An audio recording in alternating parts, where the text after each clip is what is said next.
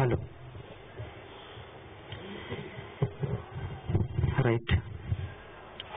ఒక చిన్న ప్రార్థన చేసుకుని ఆరంభించుకుందాం పిల్లారా. దేవుణ్ణి ప్రార్థన రిక్వెస్ట్, ఒక చిన్న ప్రార్థన. సర్వోన్నతుడా, సర్వాధికారి, పరమందు ఆసీనుడా, మమ్మల్ని ఎంతగానో ప్రేమిస్తున్నటువంటి మా గొప్ప తండ్రి, దేవా మీ పాదాలకు వందనాలు, స్తోత్రములు తండ్రి. ఈ సాయంకాల సమయంలో ఈ విధముగా మీ పిల్లలముగా మేమందరము ఒక చోట కూడి మీ మాటలు ధ్యానించడానికి ఆశపడుచుండగా పరిశుద్ధాత్మ యొక్క సహాయంతో తండ్రి మమ్మల్ని ముందుకు నడిపించమని కోరుచు ఇచ్చిన ప్రార్థన మీ పాదాల సన్నిధి నుంచి మీరు ఒక రక్షకుడు మీ ప్రియ కుమారుడైన యేసు క్రీస్తు ప్రభుల వారి యొక్క అతి శ్రేష్టమైన ఉన్నతమైన నామమున ఈ ప్రార్థన మీ పాదాల సన్నిధి నుంచి మీకు సమర్పిస్తున్నాం కల తండ్రి. ఆమేన్. సర్వోన్నతుడు, సర్వాధికారి, సర్వ సృష్టిని సృష్టించినటువంటి మన కన్న తండ్రి ఆ మహాదేవుడైన దేవాది దేవునికి స్తుతులు స్తోత్రములు చెల్లించుకొని ఆయన మాటలు వినటానికి వచ్చినటువంటి మీ అందరికీ కూడా మన కోసం ప్రాణం పెట్టి మనలను పరముకు చేర్చే మార్గంగా ఈరోజు నిలబడి ఉన్నటువంటి యేసు క్రీస్తు ప్రభుల వారి పేరట మీ అందరికీ శుభములు వందనాలు తెలియజేస్తున్నాను. పిల్లరా, ఇప్పటి వరకు మనం ఒక మొదటి వర్తమానముగా ఒక విషయాన్ని మనం విన్నాం. మొదటి వర్తమానం గురించి అన్నగారు చాలా ఫాస్ట్గా చెప్పారు. నిజానికి నేను ఎప్పుడు ఆలోచించేటటువంటి ఆలోచన ఏంటంటే, ఈ తొందరపాటు అనేది ఎవరికైనా రావచ్చు, ఎప్పుడైనా రావచ్చు, కానీ వాక్యానికి రాకూడదు అనుకుంటా నేను. అలా రావటానికి గల కారణం ఏంటి? ఈరోజు అన్నగారు నిజంగా మామూలుగా తూకీగా చెప్పుకుంటూ వెళ్ళారు. ఇంకా కంప్లీట్గా దేవుడు తనకిచ్చినటువంటి ఆలోచనలను మనకు విశదీకరిస్తూ చెప్పుంటే ఇంకా బాగుండేది కదా. అలా జరగటానికి కారణం మనమే. ఎందుకంటే దేవుని వాక్యం ఈరోజు చెప్పబడుతుంది అనగానే కరెక్ట్ సమయానికి మనం వచ్చేస్తే 2 కాదు 3 వినొచ్చు, అవునా? కానీ బిర్యానీ 2 సార్లు పెట్టినా తింటాం. మీరేమనుకోకండి. దేవుని వాక్యం ఈరోజు ప్రపంచంలో జరుగుతున్నటువంటి విషయం ఏంటంటే, మరి 2 మెసేజ్లా అండి, అందులోనూ ఇంతసేపు అంటే కష్టం ఏంటి దేవుని మాటలకి? ఇలాంటి ఆలోచన ప్లీజ్ దయచేసి వాక్యానికి, దేవుని వాక్యానికి ఇలాంటి పరిస్థితి మనం ఎప్పుడూ కల్పించకూడదు. కంప్లీట్గా విందాం. కంప్లీట్గా విని మనకున్నటువంటి ఆసక్తిని, మనకు దేవుని పట్ల మనకున్నటువంటి ఆసక్తిని మనం కనపరుద్దాం. ఎందుకంటే ప్రతిరోజు వచ్చే అవకాశం కాదు కదా, ఎవ్రీ డే రాదు కదా, అవునా కదా? ఎక్కడైనా పని చేసేటప్పుడు మనం అందరం జాబ్ చేస్తున్నప్పుడు మధ్యాహ్నం కరెక్ట్గా 1 గంట కావాలి మనకు లంచ్కి. ఆఫీసు వాళ్ళు, ఓనర్స్, అక్కడ ఉన్నటువంటి డైరెక్టర్స్, మన పై అధికారులు ఎంత ఏమన్నా కూడా మరి 1 అవర్ కూడా లేకపోతే బ్రదర్, 1 అవర్ ఏం కూర్చొని మనం తినాం, 5-10 నిమిషాల్లో అయిపోద్ది పని. కానీ 1 అవర్ కావాలి, 100% ఖచ్చితంగా కావాలని మాట్లాడుతుంటాము. కానీ అదే పట్టుదల దేవుని విషయంలో, దేవుని వాక్యం విషయంలో మనం కనుపరుద్దాం అనేది నా సలహా. అయితే దేవుడు ఈ ప్రపంచానికి ఒకే ఒక్క దేవుడు, ఒక్కడే దేవుడు. ఆ దేవుడు తన రెక్కల కష్టంతో, చాచిన బాహువుతో, తన బలముతో, తన శక్తితో ఈ పంచభూతాలను, మహాబ్రహ్మాండమైన ఈ విశ్వం, మనం అప్పుడప్పుడు టీవీల్లోనూ కంప్యూటర్లోనూ చూస్తుంటాం. చాలా పెద్దది, చాలా పెద్దది, చాలా అంటే చాలా పెద్దది. అంత పెద్ద విశ్వాన్ని దేవుడు తయారు చేసి, ఈ విశ్వాన్ని తయారు చేసేటప్పుడు, ప్రతి అణువు తయారు చేసేటప్పుడు, ఈ పంచభూతాలలో ఉన్నటువంటి ప్రకృతినంతా తయారు చేసేటప్పుడు దేవుని మనసులో నువ్వున్నావు, నేనున్నాను, మనమున్నాము, మనలను మనసులో పెట్టుకొని ప్రతి అణువు నిర్మిస్తున్నాడు దేవుడు ఈ ప్రపంచాన్ని, ఈ సృష్టిని. మనలను మనసులో పెట్టుకొని నా పిల్లలకు ఉపయోగపడాలి, నా పిల్లలకు ఇది కరెక్ట్గా ప్రతి అవసరాన్ని తీర్చేటట్లుగా ఉండాలి, ప్రతి విషయంలో నా కుమారుడు తృప్తి పడాలి అనేటటువంటి ఆలోచనతో దేవుడు మనిషి కోసం చేస్తున్నాడు ప్రయాస. మనం మన పరిశుద్ధ గ్రంథమైన బైబిల్లో చదువుతాం, మొదటి పేజీలోనే ప్రకృతి నిర్మాణం గురించి కదా. 6 రోజులు అని చూపిస్తాడు మనకు. నిజానికి ఈరోజు మనం మాట్లాడుతున్నట్టు ఈ 6 రోజులేం కావు. అలాగని ఏదో ఎక్కువ రోజులు ఉంటుంది అని కోట్ల సంవత్సరాలని కూడా నేను చెప్పలేను. ఎందుకంటే దేవుడు కాలాతీతుడు, దేవుడు కాలానికి అతీతుడు. ఆయన చేసిన నిర్మాణంలో ఎన్ని రోజులు ఎన్ని సంవత్సరాలు పట్టాయనేది నేను చెప్పలేను, ఎవరు చెప్పలేరు. కాకపోతే మానవ జీవితాలకు తాను నిర్మించబోతున్నటువంటి ప్రపంచానికి కాలంతో ముడిపెట్టాలనుకున్నాడు. ఆ కాలంతో ముడిపెట్టాలనుకున్నాడు గనుకనే కాలాన్ని సూచించాడు. కాలాన్ని మనకు ఇస్తూ, మనకు కాలాన్ని నేర్పిస్తూ, తన పనిని డివైడ్ చేసుకుంటూ, ఈ విధంగా మనం మొదటి పేజీలో ఆదికాండం 1వ అధ్యాయంలో ఈ విధంగా వివరించడం జరుగుతుంది. మనకిస్తుంటాడు దేవుడు, ఇది మీ టైం అని. టైం ఇచ్చాడు మనకు, ఆ రోజు టైం ఇచ్చాడు అనమాట మనకు. అయితే ప్రియులారా, ఇంత నిర్మించిన దేవాది దేవుడు కంప్లీట్ అయిపోయిన తర్వాత చిట్ట చివరన ఎవరిని నిర్మిస్తాడు? మనిషి యొక్క శరీరాన్ని నిర్మిస్తాడు. మనిషి యొక్క శరీరాన్ని నిర్మిస్తాడు దేవాది దేవుడు. చాలా మంది ఈ మధ్యలో కొంతమంది ఒక ప్రశ్న అడుగుతున్నారు అనమాట. అదేంటంటే, బ్రదర్, దేవుడు మనిషిని తయారు చేశాడా కన్నాడా? దేవుడు మనిషిని తయారు చేశాడా కన్నాడా అనేటటువంటి ప్రశ్నలు ప్రస్తుత కాలంలో లేవనెత్తుతున్నారు. దీనికి సమాధానం ఏంటంటే, చివరిలో దేవుడు తయారు చేసింది మనిషిని కాదు. చిట్ట చివర తయారు చేసింది మనిషికున్న శరీరాన్ని తయారు చేశాడు. మట్టిలో నుంచి తీసిన మట్టి దేహమును నిర్మించాడు, మనిషిని కన్నాడు. దేవుడు మనిషిని కన్నాడు. ఎలా? తన చేతులతో నిర్మించాడు మట్టి దేహాన్ని. మనిషి అంటే దేహం కాదుగా. ఈ జ్ఞానం అందరికీ ఉంది కదా. నా శరీరం అని అంటుంటాం. అంటే నేను వేరు, నా శరీరం వేరు. నా చొక్కా అని అన్నప్పుడు నేను వేరు, నా చొక్కా వేరు. నా సెల్ ఫోన్ అని అన్నప్పుడు నేను వేరు, నా సెల్ ఫోన్ వేరు. అదే కోణంలో నేను వేరు, నా శరీరం వేరు. ఎందుకంటే ఎప్పుడప్పుడు మనిషి చనిపోయినప్పుడు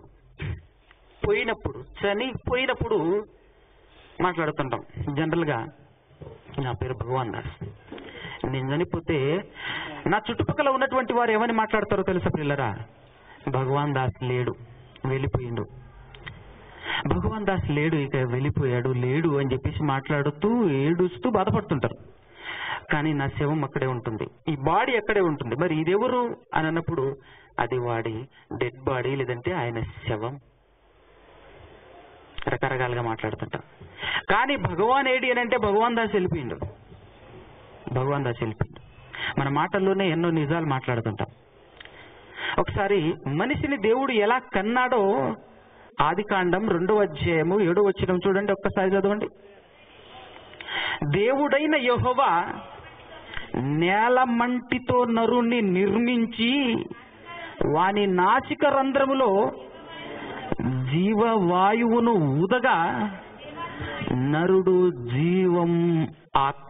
జీవించే ఆత్మ, జీవం కలిగిన ఆత్మ ఏమయ్యాడు? నరుడు జీవాత్మ. ఈ జీవాత్మ ఎక్కడి నుంచి వచ్చింది ప్రియులరా? దేవునిలో నుండి వచ్చింది. మొదటి మానవుడు, మొదటి నరుడు ఆదాము ఎక్కడి నుంచి వచ్చాడంటే దేవునిలో నుండి వచ్చాడు. అంటే దేవుడు కన్నాడు. దేవుడు కన్న కుమారుడు ఎవరు? నరులు. అందుకోసమే బైబిల్లో చాలా చోట్ల ఉంటుంది, మనుషులు దేవుని సంతానం కదా. అయితే దేవుడు ఎంతో కష్టపడి ఈ పంచభూతాలను నిర్మించిన తర్వాత ఈ పంచభూతాలలో తనకు ఇష్టలుగా ఈ పంచభూతాలన్నీ కేవలం కేవలం కేవలం అంటే కేవలం నరుని కోసమే నిర్మించానని, నరుణ్ణి ఒక అపురూపముగా చూసుకొని తన పిల్లవాడు, తన కుమారుడు అని తన కుమారుని కోసం, నరుల కోసం ఈ సమస్త పంచభూతాలను, ఈ సమస్త సృష్టిని నిర్మించిన దేవాది దేవుడు మనుషుల పట్ల ఆ దేవునికున్న ప్రణాళిక, మనుషుల పట్ల ఆ దేవునికున్న సంకల్పం ఎలాంటిది, ఆ సంకల్పం ఏంటిది? ఎందుకంటే దేవుడు మనుషుల పట్ల చూపిస్తున్నటువంటి ఆసక్తిని ఒక్కసారి ఆలోచిస్తుంటే చాలా అద్భుతంగా ఉంది, చాలా అద్భుతంగా ఉంది. ఒక్కసారి మనుషులమైన మనం ఆలోచించుకుంటే ప్రకృతిలో అన్నింటికంటే చిన్నవాడు నరుడు కనపడుతున్నాడు, అవునా? ఒక్కసారి తల పైకెత్తి చూస్తే పైన నడుస్తున్న మబ్బులు, ఆకాశం, నక్షత్రాలు, సూర్య చంద్ర గోళాలు ఒక్కసారి చూస్తే వాటితో పోల్చుకుంటే మనం ఎంత అని మాట్లాడుకుంటున్నాం కదా. దేవుడు తయారు చేసినటువంటి సృష్టములో చాలా చిన్నవాళ్లమే మనం. కానీ మన పట్ల ఆయన చూపిస్తున్నటువంటి ఇంట్రెస్ట్, మనపై ఆయన చూపుతున్నటువంటి శ్రద్ధ ఎంత గొప్పగా ఉందో చూడండి ఒక్కసారి. ఆయన యొక్క సంకల్పాన్ని మొదటి శతాబ్దంలో ఒక భక్తుడు రాశాడు. ఒక భక్తుని ద్వారా దేవుడు రాయించాడు ఆయన సంకల్పాన్ని.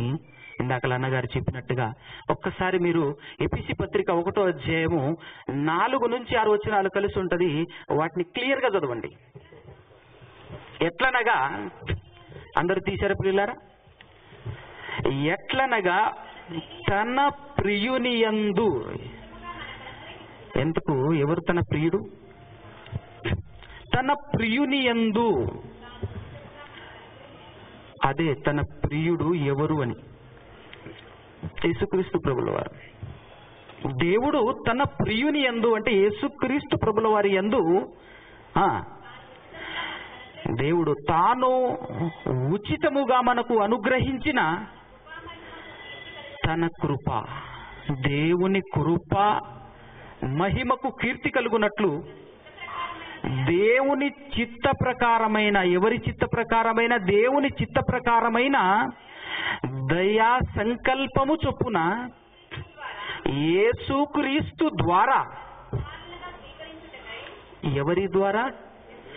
యేసుక్రీస్తు ప్రభుల వారి ద్వారా దేవుడు తనకు కుమారులుగా స్వీకరించుటకై మనలను ముందుగా తన కోసము, ఎంత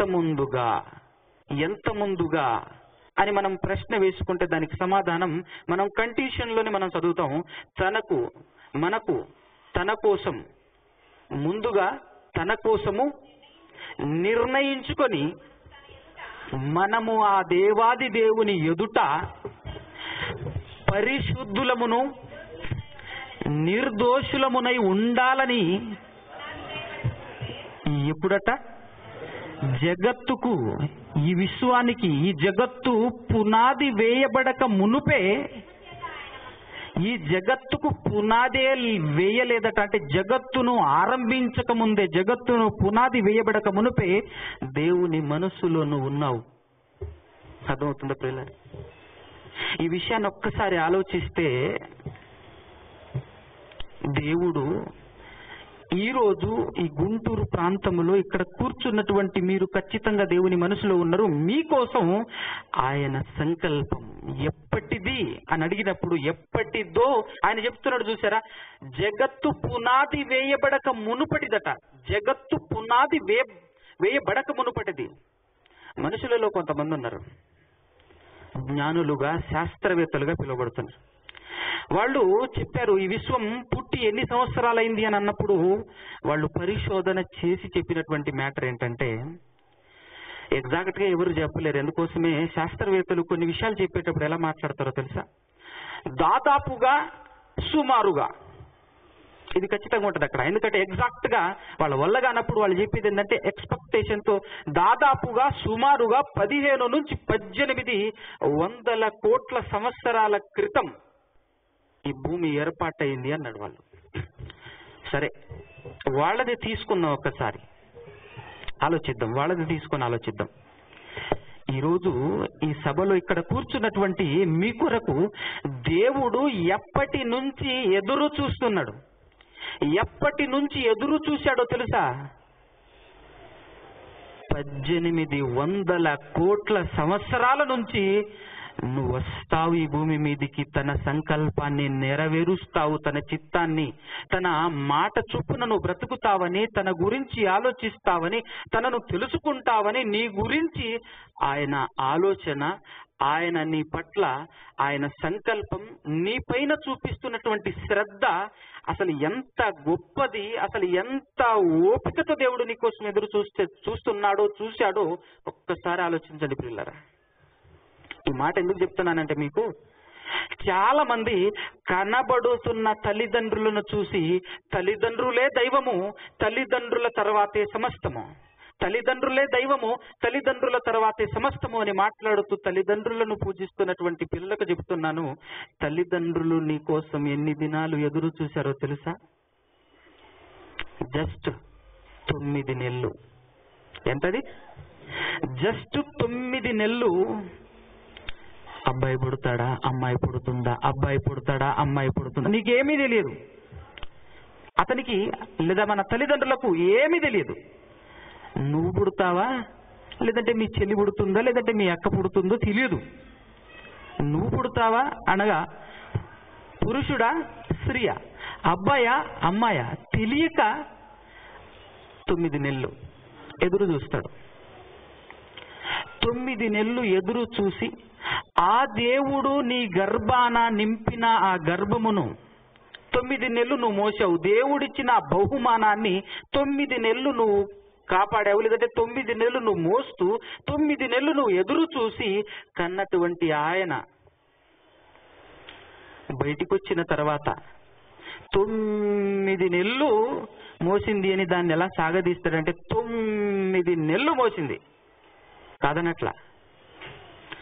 కానీ దేవుడు నిన్నెన్ని వేల సంవత్సరాలు, ఎన్ని కోట్ల సంవత్సరాలు మోస్తున్నాడో అది నువ్వు తెలుసుకోవాలి ఈరోజు, ఈ రాత్రి. నీ కోసమని దేవుడు ఎప్పటి నుంచి ఎదురు చూస్తున్నాడు నువ్వు రావాలని, నువ్వు వచ్చి నీతో పాటు బ్రతుకుతున్నటువంటి నీ సహోదరులకు నువ్వు తెలుసుకున్న సత్యాన్ని నీ తండ్రి గురించి, దేవుని గురించి ఇతరులకు చెప్పాలి. నువ్వు దేవుని ఆలోచన ప్రకారంగా దేవుడు ఏమని కోరుకున్నాడు మన కొరకు? తన ఎదుట ఎలా ఉండాలని కోరుకున్నాడు? పరిశుద్ధులను నిర్దోషులునుగా బ్రతకాలని నీ కోసం ఎదురు చూశాడు. ఎన్ని వేల సంవత్సరాలు, ఎన్ని కోట్ల సంవత్సరాలు చెప్పండి ప్రియులారా. ఆయన మన పట్ల ఇంత శ్రద్ధ చూపిస్తుంటే మనము గంట చూపించటానికి ఇబ్బంది పడుతుంటాం కదా. 1 గంట సేపు ఆయన కోసం, ఆయన మాటలు వినటానికి ఎంతో ఇబ్బంది పడుతుంటాం. మనం ఎంతో ఇబ్బంది పడుతుంటాం. చూసారా, మన పట్ల, మన గురించి ఎంత ఆలోచించాడు ఆయన, ఎంత ఆలోచిస్తున్నాడు, ఎంతగా ఎదురు చూశాడు మన కోసం. ఎవరైనా యూత్, ప్రస్తుత జనరేషన్ని బట్టి ఒక మాట చెప్తాను. ఒక అమ్మాయి ఒక అబ్బాయి దగ్గరికి వచ్చేసి, లేదంటే ఒక అబ్బాయి ఒక అమ్మాయి దగ్గరికి వచ్చేసి, ఇదిగో నీ కోసం 2 సంవత్సరాల నుంచి ఎదురు చూస్తున్నాను తెలుసా అన్నదనుకో, విన్న వెంటనే డ్రాప్స్ పడతాయి లేదా? విన్న వెంటనే డ్రాప్స్. నా కోసం ఇంతలా ప్రేమించి 2 సంవత్సరాల నుంచి ఎదురు చూస్తూ ఉన్నావంటే నువ్వు మామూలు ప్రేమ నీ దగ్గర లేదు. మామూలు ప్రేమతో నన్ను ప్రేమించట్లేవు, నువ్వు వివత్సమైన ప్రేమ అని చెప్పేసి కన్నీళ్ళు వలకబోస్తుంటాం కదా. ఎప్పుడైనా దేవుణ్ణి ఆలోచించి దేవుని ప్రేమను గుర్తిరిగి నీ కంటిలో ఒక్కసారైనా, ఒక్క డ్రాప్ అయినా పడిందా? ఈ విషయం గురించి ఆలోచించేటప్పుడు ఎంత బాధ కలుగుతుందంటే ప్రియులారా, దేవుడు ఎక్కడ మట్టి మనిషి ఎక్కడా, నేనెక్కడా, ఆయన ఎక్కడా, అంత గొప్పవాడు నా గురించి నా కోసమని ఇన్ని సంవత్సరాలు ఎదురు చూడటమా? ఏముంది నాలో, ఏమున్నది నాలో? అయినను నా కొరకు ఇంత ఆశపడుతున్నాడు దేవుడు, ఇంత ఆరాటపడుతున్నాడు దేవుడు నా కోసము. ఈ పంచభూతములను సృష్టించి నిర్మించాడు దేవుడు. ఇదంతా తెలియని వారండి. ఏదో వచ్చింది, నేనేదో వచ్చేసాను, కనబడుతుంది, దొరుకుతుంది, లాక్కోవటం, తినడం, బ్రతకటం, సమయం అయిన తర్వాత చచ్చిపోవటం. ఎందుకు పుట్టాడో, ఎందుకు బ్రతుకుతున్నాడో, ఈ సృష్టిలో ఇదంతా ఎందుకుందో, ఎవరు పెట్టారో, అసలు నా జీవితం ఇంత తక్కువ జీవితం ఎందుకుంది? ఇలా పుట్టి రంగు రంగుల ప్రపంచాన్ని చూసేసి అయ్యో నాకు అన్ని కావాలి, ఇది కావాలి, అది కావాలి అని కోరుకుంటున్నాను, ఇంకా బ్రతకాలని అనుకుంటున్నాను, కానీ ఏది దొరకకుండా వెళ్ళిపోతున్నాను. ఏంది పరిస్థితి అని చెప్పేసి కనీసం ఒక్కసారైనా ఆలోచిస్తే నీ కన్నతండ్రి అర్థమయ్యేవాడు. కానీ ఆలోచిస్తున్నారా? ఆలోచించట్లేదు. కానీ దేవుడు ఆయన సంకల్పం ఒక్కసారి కంప్లీట్ చేయవచ్చునని,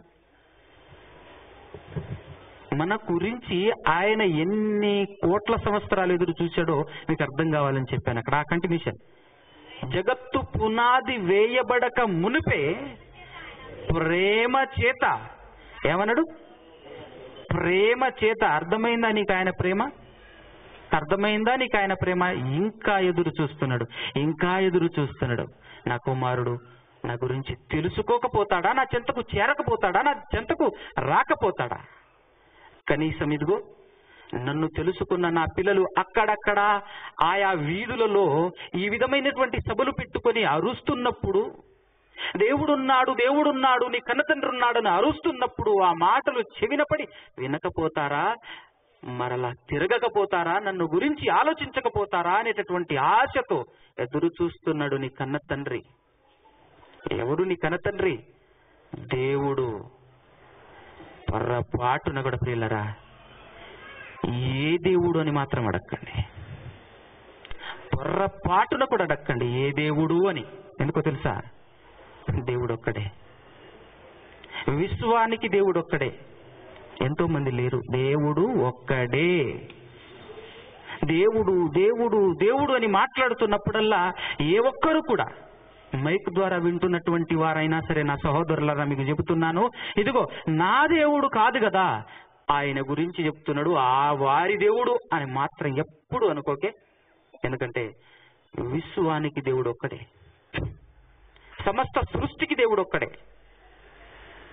నీకు అంతగా తెలియకపోతే తెలిసినటువంటి వారి దగ్గరికి వెళ్ళేసి అడగండి. దేవుడు ఒక్కడేననేటటువంటి విషయాన్ని కూడా నేను చాలాసార్లు చెప్పాను, ప్రూఫ్ చేసి మరీ చెప్పాను ప్రాక్టికల్గా. అది ఇంటర్నెట్లో దొరుకుతుంది, మీరు చూడొచ్చు. కానీ ఆ ఒకే ఒక దేవుడు మనుషుల పట్ల ఆయన సంకల్పాన్ని మొట్టమొదటగా ఇంతకుముందు పాత నిబంధన గ్రంథంలో ఎంతో మంది ప్రవక్తలకు చెప్పాడు. అందులో అబ్రహాము గారు ఆయనకు ముందు చెప్పాడనమాట. తన సంకల్పం గురించి మొదట దేవాది దేవుడు ఎవరికి చెప్పారంటే అబ్రహాము గారికి చెప్పారు. అబ్రహాము గారికి చెప్పాడు. ఏమని చెప్పాడు, ఎలా చెప్పాడు, అసలు ఆ సందర్భం ఎక్కడుంది, ఒక్కసారి మనం అక్కడికి వెళ్ళి ఆ మాట చదువుకొని వద్దాం.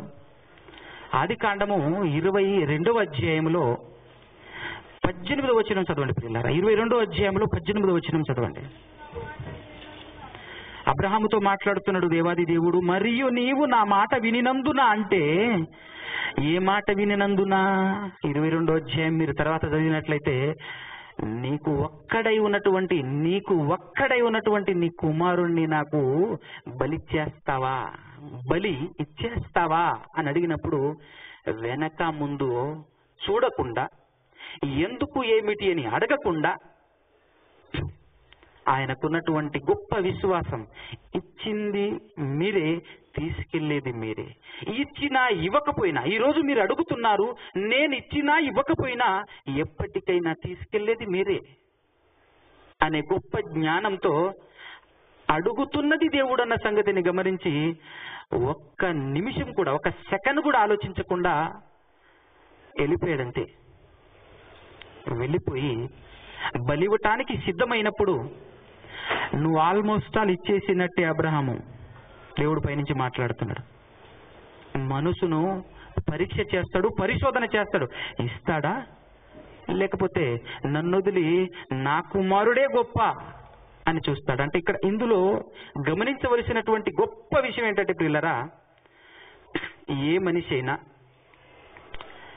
శాశ్వతమైనదే కోరుకోవాలి తప్ప అశాశ్వతమైన దానికోసం ఆరాటపడకూడదు. అది దేవుని ఆలోచన, అది దేవుని సంకల్పం. అదే ఇప్పుడు మనం చదవబోతున్నాం. ఏ మనిషి అయినా సరే దేని గురించి ఆరాటపడాలి అంటే, నీ తల్లిదండ్రుల గురించి నువ్వు ఆరాటపడుతున్నావా? వాళ్ళను పోషించే బాధ్యత నీది, అది దేవుడు చెప్పాడు, దాన్ని మరవకండి. కానీ కంప్లీట్ గా వాళ్ళ గురించి ఆధారపడకు, వాళ్ళపైన ఆధారపడకు. వారి కోసం మాత్రమే నువ్వు పోరాటం చేయకూడదు, ఎందుకంటే వాళ్ళు అశాశ్వతులు. ఇక్కడ శాశ్వతంగా ఉండేవారు కాదు, వారు క్షయులు. అవునా? వారు క్షయులు, అక్షయులు కాదు. నువ్వు కూడా ఆఖరికి నీపైన నీకు కూడా నమ్మకం ఉండకూడదు, ఎందుకంటే నువ్వు కూడా నిత్యం ఇక్కడ ఉండేటటువంటి వాడివి కాదు. మరి ఎల్లప్పుడూ నిత్యము అలానే మరణం అనేది లేకుండా ఎల్లప్పుడూ అలాగే ఉన్నటువంటి ఆయన ఎవరంటే దేవుడు. అందుకోసమే ఆయన అన్నాడు, నువ్వు హట్టవకుండా ఉండాలంటే, నువ్వు బాధపడకుండా ఉండాలంటే, నీవు అతిగా ప్రేమించాలి అని అనుకుంటే నన్నే ప్రేమించు. ఈ ప్రపంచంలో ఎవరిని ప్రేమించకు, ఎందుకంటే ఎవరిపైన నువ్వు మక్కువ పెట్టుకున్నా, ఎవరిపైన నువ్వు ఆశ పెట్టుకున్నా, నీ ఆశ భంగం కాక మానదు, నీ ఆశ నిరాశ కాక మానదు. ఖచ్చితంగా వాళ్ళందరూ మధ్యలో వెళ్ళిపోయేటటువంటి వారే. నువ్వు ఏ వస్తువు పైన మమకారం పెంచుకున్న ఆ వస్తువు పోయిద్ది. పోయినప్పుడు బాధపడి ఆ బాధ తట్టుకోలేక ఒక్కొక్కసారి చాలా మంది ఊరేసుకొని ఆత్మహత్య అని అంటుంటారు, చూశారు, చనిపోతుంటారు అనమాట. ఎందుకు? కోరుకున్నది దక్కలేదని, అనుకున్నది సాధించలేకపోయానని. మరి అదే నువ్వు దేవుని పైన ఆశ పెట్టుకున్నావనుకో, ఆయన ఏమైనా మాయమైపోయేవాడా, ఆయన ఏమైనా నాశనం అయిపోయేవాడా, ఆయన ఏమైనా చనిపోయేవాడా, ఆయన ఏమైనా ఖరాబ్ అయిపోయేవాడా? ఏ ఛాన్స్ లేదు, ఎప్పటికీ అలానే ఉంటాడు. కనుక ఇదిగో నువ్వు నా పైన ఆశ పెట్టుకుంటే నీ ఆశ ఏం కాదు, నిరాశ కాదు, ఎప్పటికీ కాదు. గనక నన్ను ప్రేమించు అంటుంటాడు దేవుడు. ఇదిగో అందులో పాస్ అయ్యాడు అబ్రహాము గారు. పాస్ అయినప్పుడు నీవు నా మాట విన్నావు గనక అని మాట్లాడుతున్నాడు. 18వ వచనంలో చదవండి. నీవు నా మాట విన్నందుకు భూలోకములోని జనములన్నీ నీ సంతానము వలన ఈ గొప్ప ధన్యత నీకు ఇస్తున్నాను. ఎందుకంటే నువ్వు నా మాట విన్నావు గనుక ఈ గొప్ప భాగ్యము నీకు ఇస్తున్నాను. నీ సంతానము వలన ఆశీర్వదింపబడును. ఎంతమంది ఆశీర్వదింపబడతారు అనంటే, ప్రపంచములో ఉన్న వాళ్ళందరూ, అన్ని దేశములో ఉన్నటువంటి వారు, యుగాంతము వరకు పుట్టబోయేటటువంటి వారందరూ ఏమవుతారు? నీ సంతానము వలన ఆశీర్వదింపబడును. వాయిస్ రావట్లేదా? ఓకే ఓకే,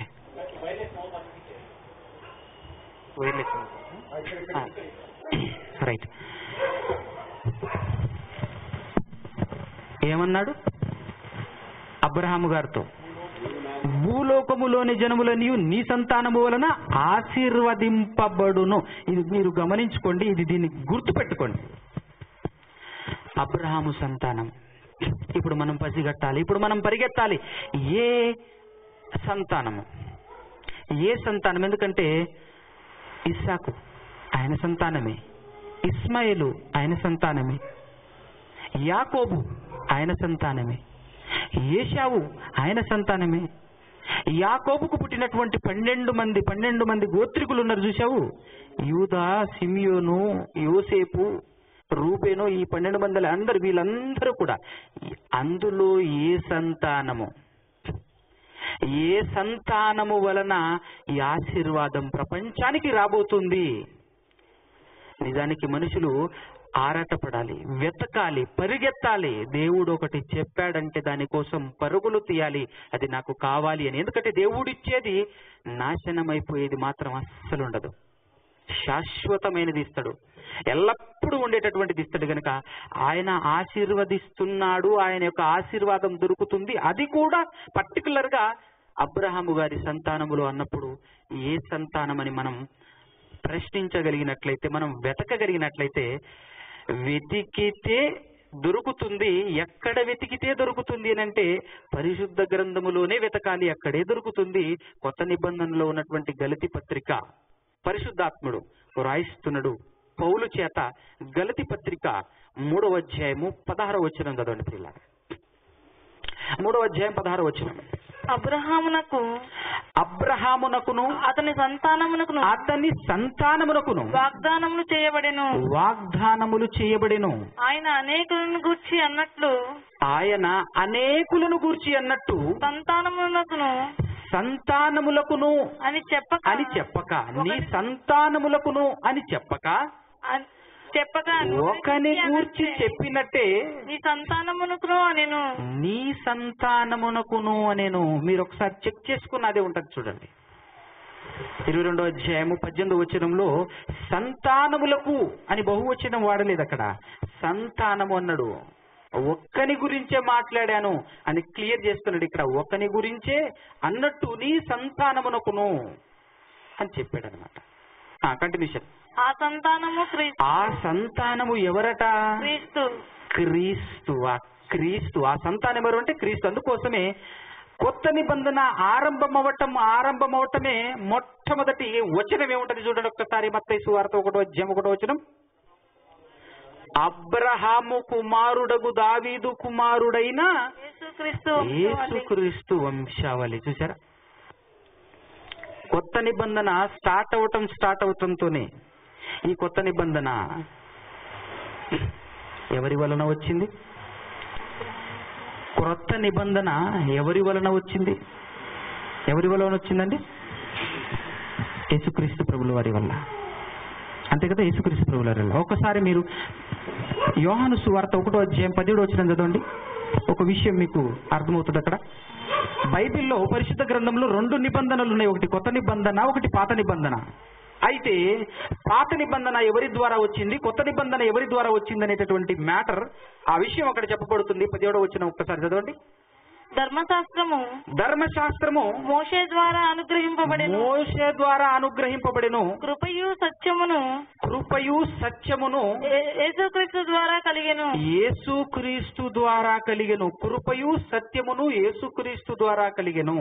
ధర్మశాస్త్రము మోషే ద్వారా కలిగెను. కృపయు సత్యమునంటే కృపకు సంబంధించినటువంటి నిబంధన ఏది? కొత్త నిబంధన కదా. కృపకు సంబంధించినటువంటి నిబంధన కొత్త నిబంధన. ఈ కొత్త నిబంధనను గూర్చినటువంటి మ్యాటర్ మొట్టమొదటికి ఎవరికి చెప్పారు? అబ్రహాము గారికి చెప్పారు. చూసారు, వాగ్దానం ఇచ్చాడు అనమాట. వాగ్దాన రూపముగా అబ్రహాము గారితో చెప్పారు. గలతీ పత్రిక 17వ వచనం కూడా ఒకసారి చదవండి. గలతీ పత్రిక 3వ అధ్యాయం 17వ వచనం. నేను చెప్పినదేమనగా 430 సంవత్సరాలైన తరువాత 430 సంవత్సరాల తర్వాత ధర్మశాస్త్రం వచ్చిందట. అర్థమవుతుందా? దేనికి తర్వాత? దేనికి 430 సంవత్సరాల తర్వాత ధర్మశాస్త్రం వచ్చిందట?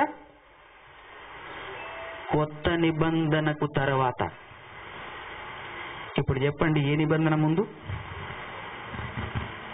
పాత నిబంధన కొత్త నిబంధన 2 ఉన్నాయి కదా.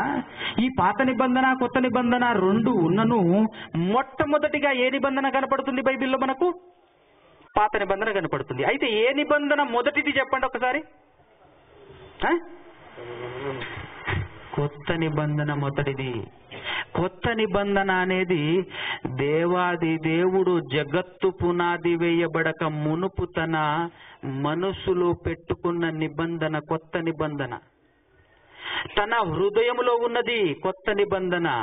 తన హృదయములో కొత్త నిబంధనను పెట్టుకొని దేవుడు సృష్టిని చేశాడు తెలుసా? ఎఫెసీ పత్రిక 4:6 చదివాం కదా, 1వ అధ్యాయంలో 4 నుంచి 6 వరకు స్టార్టింగ్ లో చదివాం, విన్నారు కదా. జగత్తు పునాది వేయబడక మునుపే క్రీస్తులో ప్రేమ చేత క్రీస్తులో మనలను కుమారులుగా స్వీకరించాలని ఆయన యొక్క సంకల్పం, ఆయన యొక్క ఉద్దేశం. ఇది ఎప్పటిదయ్యా అనంటే జగత్తు పునాది వేయబడక మునుపటిది. అంటే అప్పుడు కొత్త నిబంధన దేవుని మనసులో ఉంది. అసలు సిసలైన సంకల్పం కొత్త నిబంధన. అర్థమవుతుందా? అసలు సిసలైన నిబంధన, కొత్త నిబంధన, దేవుని మనసులో ఉన్న సంకల్పం కొత్త నిబంధన దేవుని మనసులో ఎప్పటి నుంచో ఉన్నది. అది ఇక్కడ 17వ వచనంలో 3:17లో గలతీ పత్రికలో ఏమంటున్నాడు? 430 సంవత్సరాల తర్వాత, అంటే కొత్త నిబంధన అనేది వాగ్దాన రూపంలో భూమి మీదకి ఎప్పుడు వచ్చింది అంటే అబ్రహాము గారి దగ్గర. అబ్రహాముకు దేవుడిచ్చాడు వాగ్దాన రూపముగా కొత్త నిబంధనను. వాగ్దాన రూపముగా, రైటింగ్ గా కాదు, వాగ్దాన రూపముగా కొత్త నిబంధనను ముందిచ్చాడు. దాని తర్వాత 430 సంవత్సరాల తర్వాత ధర్మశాస్త్రాన్ని ఇచ్చాడు. అలా ధర్మశాస్త్రాన్ని ఇచ్చేసి ఈరోజు ధర్మశాస్త్రాన్ని కొట్టివేశాడా లేదా? కొట్టివేశాడు. అందరికీ డౌట్ రావాలి, మరి అలాంటప్పుడు దేవుని హృదయములో, దేవుని మనసులో ఎప్పటి నుంచో కొత్త నిబంధన ఉన్నప్పుడు కొత్త నిబంధనను మనసులో పెట్టుకునే ధర్మశాస్త్రం ఇచ్చాడు ఆయన. పాత నిబంధన ఇచ్చాడు. పాత నిబంధనను ఎలా ఇచ్చాడో తెలుసా? దేవుడు తన మనసులో కొత్త నిబంధన ఉంది, కొత్త నిబంధనను మనసులో ఉంచుకొని పాత నిబంధన ఇచ్చాడు. అందుకోసమే మీరు దేవుని సహాయంతో, పరిశుద్ధాత్మని సహాయంతో పాత నిబంధన చదవగలిగినట్లయితే ప్రతి సీన్ వెనకాల కొత్త నిబంధన కనపడుతుంటది. ప్రతి సీన్ వెనకాల క్రీస్తు అనగా దేవుని సంకల్పం ప్రతిబింబిస్తుంటుంది మనకు. చాలాసార్లు చాలా విషయాలు చెప్పాను. పాత నిబంధన నువ్వు చదివినప్పుడు, నువ్వు చదువుతున్నప్పుడు దేవుని అసలు సిసలైన సంకల్పం ఏదైతే ఉందో కొత్త నిబంధన, అది ప్రతిబింబిస్తుంటది. అది పర్టికులర్ గా బయట కనపడదు, అక్షర రూపంగా కనపడదు. కానీ ఆ అక్షరాల వెనకాల ఉన్నటువంటి భావం కొత్త నిబంధన క్లియర్ గా కనపడుతుంటుంది మనకు. అందుకోసమే పాత నిబంధన గురించి ఏమని రాయించాడో తెలుసా? ఛాయ అన్నాడు. పాత నిబంధన ధర్మశాస్త్రం ఏంటట? ఛాయ. ఒకసారి హెబ్రీ పత్రిక 10వ అధ్యాయం 1వ వచనం చదవండి మీరు. హెబ్రీ పత్రిక 10వ అధ్యాయం 1వ వచనం చదవండి. ధర్మశాస్త్రము రాబోవుచున్న మేలుల ఛాయగలదియే గాని ఆ వస్తువుల నిజ స్వరూపము ఇది నిజం కాదు, ఇది నీడ. ఇది నిజం కాదు, ఇది నీడ. ఈ నీడ నా మనసులో ఉన్న సంకల్పం ఏదైతే ఉందో ఆ సంకల్పాన్ని ప్రతిబింబించేలా ఆజ్ఞలిచ్చినా, ఆచారాలిచ్చినా, పండగలిచ్చినా ప్రతిదీ. పాత నిబంధన కాలంలో ఎన్నో ఆచారాలు ఇచ్చాడు కదా, వాటన్నిటిని తీసేశాడు. ఎన్నో పద్ధతులు ప్రవేశపెట్టాడు కదా, వాటన్నిటిని తీసేశాడు. పాత నిబంధన కాలంలో కొన్నిటిని తినొద్దు, కొన్నిటిని తినొచ్చు, కొన్ని జంతువులు పవిత్రమైనవి, కొన్ని జంతువులు అపవిత్రమైనవి అంటాడు పాత నిబంధనలో. కానీ కొత్త నిబంధనలోకి వచ్చేసిన తర్వాత అన్నిటినీ నేను పవిత్రం చేసేసాను, సమస్తం తినొచ్చు, ప్రార్థన చేసుకుంటే సమస్తం మీరు తినొచ్చు అని చెప్పేసి మాట్లాడతారు. ఎందుకు మరి మధ్యలో కొన్ని దినాలు మాత్రమే, ధర్మశాస్త్రం వచ్చినప్పటి నుంచి కేవలం ధర్మశాస్త్రం నిలిచి ఉన్నప్పుడు మాత్రమే ఈ ఆంక్షలు ఎందుకు విధించాడంటే నీకేదో నేర్పించాలనుకున్నాడు. తన సంకల్పాన్ని నీకు ముందుగానే అర్థమయ్యే విధంగా, తన సంకల్పం ప్రతిబింబించే విధంగా పాత నిబంధనలు రాయించాడు. అది అర్థం కాలేదు చాలా మందికి. అది అర్థం కాలేదు గనుకనే పాత నిబంధన చేతులు పట్టుకుని తిరుగుతున్న యూదులు, ఇశ్రాయేలీలు ఆ నిబంధన యొక్క సారమైన క్రీస్తు వచ్చినప్పుడు గుర్తుపట్టలేకపోయారు, హింసించి చంపేశారు. ఎందుకు అనంటే అంత లోతుగా చదవలేకపోయారు, ఆ నీడ చూపిస్తున్న నిజ స్వరూపంలోనికి వెళ్ళలేకపోయారు, నీడ దగ్గరే ఆగిపోయారు. అందుకోసమే దేవుని సంకల్పం వాళ్ళకి అర్థం కాలేదు. ఇందాకల మొదటి వర్తమానంలో శాస్త్రులు, పరిసయ్యులు ఏం చేశారట? దేవుని సంకల్పమును నిరాకరించారు. క్రీస్తును నిరాకరించారు. దేవుని సంకల్పాన్ని నిరాకరించటం అంటే క్రీస్తుని నిరాకరించటం. చూసారా? పాత నిబంధనను అంత చక్కగా తన మనసులో ఉన్నటువంటి కొత్త నిబంధన ఏదైతుందో ఆ కొత్త నిబంధన ప్రతిబింబించేలా విశ్రాంతి దినాచారం ఇచ్చినా, ఫుడ్ విషయంలో ఆచారాలు ఇచ్చినా, మిగతా ఏ ఆచారాలు ఇచ్చినా ఆ ఆచారాల వెనకాల క్రీస్తు కనపడుతుంటాడు, నిజ స్వరూపం కనపడుతుంటది. ఇది నీడ అంటాడు, నీడగా ఇచ్చాడు. అవునా? అందుకోసమే చాలా మంది మాట్లాడుతుంటారు, ఇది అర్థం కానప్పుడు మరి ధర్మశాస్త్రం ఎందుకు, అసలు ధర్మశాస్త్రం ఇవ్వాల్సిన అవసరం ఏమొచ్చింది? అసలు డైరెక్ట్ గా అదే ఇవ్వచ్చు కదా. తన మనసులో ఉన్నది, తన సంకల్పం కొత్త నిబంధన అన్నప్పుడు ఈ కొత్త నిబంధనను డైరెక్ట్ గా ఇచ్చేసేయచ్చు కదా. పాత నిబంధన ఇవ్వాల్సిన అవసరం ఏమొచ్చింది అని అన్నప్పుడు గలతీ పత్రిక 3వ అధ్యాయంలో అక్కడే కింద కంటిన్యూషన్ లో ఒక మాట చెప్తున్నాడు చూడండి.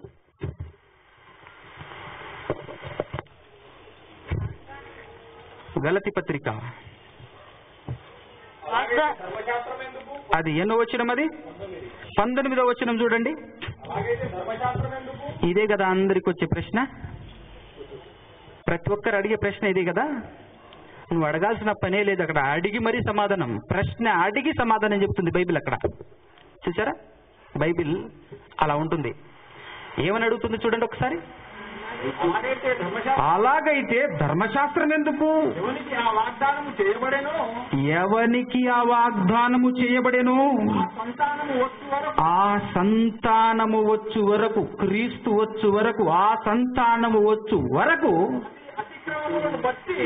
అది అంటే ఆ ధర్మశాస్త్రము అతిక్రమములను బట్టి ఆనాడున్నటువంటి తన ప్రజలుగా పిలువబడుతున్నటువంటి ఇశ్రాయేలీయులు, యూదులు ఎవరైతే ఉన్నారో వారి యొక్క అతిక్రమాలను బట్టి, వారిని ఆపటం గురించి, వారిని కాస్త కంట్రోల్ చేయటం గురించి, వారు చేస్తున్నటువంటి దారుణమైనటువంటి నీతిమాలిన క్రియలు, ఆ చెడు క్రియలు ఏదైతే చేస్తున్నారో వాళ్ళు అతిక్రమిస్తున్నటువంటి ఆ కార్యాలను కట్టడి చేయటం కోసం, వారి యొక్క అతిక్రమాలను ఆపటం కోసం ఈ ధర్మశాస్త్రం ఇచ్చాడంట. ధర్మశాస్త్రం అంటే ఏంటి? ప్రతి ఒక్కరూ అర్థం చేసుకుంటారు, ఆజ్ఞలు అని కదా. ధర్మశాస్త్రం అనగానే ఆజ్ఞలు. ఎందుకు ఇచ్చాడు అని అంటే వారి యొక్క అతిక్రమాలను అరికట్టుట కొరకై దేవుడు ఇచ్చాడు. ఇస్తే ఇచ్చాడు, అడ్డగొలిగిలే. ఇందాక చెప్పాను కదా, ఆజ్ఞలు ఇచ్చిన ఆ ఆజ్ఞల వెనకాల తన సంకల్పం ప్రతిబింబించేలా ఇచ్చాడు. అంత గొప్పడు దేవుడు. దేవుడు ఏది చేసినా కూడా మల్టీ యూజర్ గా ఉంటుందన్నమాట. ఒక పని దేవుడు చేశాడంటే అది కేవలం ఒక్క విషయంలోనే పని చేస్తుంది అని అనుకోకూడదు. మల్టీ యూజర్ గా తన మాట, తన పని, తన సంకల్పం సమస్తం అద్భుతంగా ఉంటుంది. ప్రియులారా జాగ్రత్తగా వినండి. దానికి తరువాత అని చెప్తుండే చూసారా చాలా చక్కగా. అతిక్రమములను బట్టి దానికి తర్వాత ఇవ్వబడెను. అది మధ్యవర్తి చేత దేవదూతల ద్వారా నియమింపబడెను. మధ్యవర్తి ఎవరు? యేసుక్రీస్తు ప్రభుల వారు. దేవుని మాట, దేవుని జ్ఞానం, దేవుని శక్తిగా పిలువబడుతున్నటువంటి దేవుని కుమారుడైన యేసుక్రీస్తు ప్రభుల వారు దేవదూతలకిస్తే దేవదూతలు, ప్రవక్తలకిస్తే ప్రవక్తలు పితరుల దగ్గరికి వచ్చేసి ఆ మాటలు చెప్పేవాళ్ళు అనమాట. అది ధర్మశాస్త్రం ఇవ్వబడినటువంటి విధానం. అది దేవుడు చెప్తున్నాడు అక్కడ. అర్థమవుతుందా? నెక్స్ట్ అయితే మధ్యవర్తి ఒకనికి మధ్యవర్తి కాడు గాని దేవుడు ఒక్కడే. ఎందుకంటే మధ్యవర్తి, ఈ రోజు మధ్యవర్తి మనకు ఎవరు? క్రీస్తు. కానీ ఇక్కడ మనం ఏమన్నా ఒక్కరమే ఉన్నామా? కోట్ల మంది ఉన్నాం. మనం చాలా మంది. ఒకరికి కాదు మధ్యవర్తి, మనం చాలా మంది ఉన్నాం. చాలా మందికి మధ్యవర్తిత్వం చేస్తున్నాడు యేసుక్రీస్తు ప్రభుల వారు. కానీ అవతల దేవుడు మాత్రం ఒక్కడే. దేవునికిని నరులకును మధ్యవర్తి ఎవరినా? యేసుక్రీస్తు ప్రభుల వారు. చూసారా? అయితే ధర్మశాస్త్రం గురించి మాట్లాడుతూ కింద 23 చూద్దాం. విశ్వాసము వెల్లడి కాక మునుపు అంటే విశ్వాసం అనేది రాక మునుపు, ఇక ముందుకు బయలుపరచబడబో విశ్వాసమును అవలంబింపవలసిన వారముగా, అంటే రాబోయేటటువంటి విశ్వాసమును అవలంబింపవలసిన వారముగా చెరలో ఉన్నట్టుగా ఉంచబడినట్టు మనము ధర్మశాస్త్రమునకు లోనైన వారమైతిమి అని ఎవరితో మాట్లాడుతున్నాడో తెలుసా? ధర్మశాస్త్రానికి లోనైన వారి గురించి వారితో మాట్లాడుతున్నటువంటి మాట. నిజానికి ధర్మశాస్త్రానికి మనకు సంబంధం లేదు. అలాగని మనం ధర్మశాస్త్రం చదవద్దు, ధర్మశాస్త్రం పాత నిబంధన మన బైబిల్లో ఎందుకు చించిపడేద్దాం, విసిరేద్దాం, ఇలాంటి మాట్లాడద్దు. ధర్మశాస్త్రం అనేది లేకపోతే యేసుక్రీస్తు ఎవరో నీకు అర్థం కాదు. యేసుక్రీస్తు ఎక్కడి నుంచి వచ్చాడో నీకు అర్థం కాదు. దేవుని సంకల్పం నీకు అర్థం కాదు. భూమి ఎలా నిర్మాణం జరిగిందో నీకు అర్థం కాదు. సర్వ సృష్టి గురించి అర్థం కాదు. నీ మానవ నిర్మాణం గురించి అర్థం కాదు. మానవ బ్రతుకు గురించి అర్థం కాదు. ఇదంతా నువ్వు చదవాలి, నీకు కావాలి. కానీ పాత నిబంధన అనేది ఆజ్ఞలతో కూడింది. పాత నిబంధన అనేది ఎలాంటిది అంటే ఒక వాటర్ బాటిల్ లాంటిది. వాటర్ బాటిల్తో ఎందుకు పోల్చానంటావా? ఎక్కడైనా పనికి వెళ్ళేటప్పుడు వాటర్ బాటిల్ తీసుకొని వెళ్ళాలనుకో, వాటర్ బాటిల్ అయిపోయిన తర్వాత నీకు నీళ్లు దొరకవు అక్కడ, అవునా? కానీ కొత్త నిబంధన ఊట లాంటిది.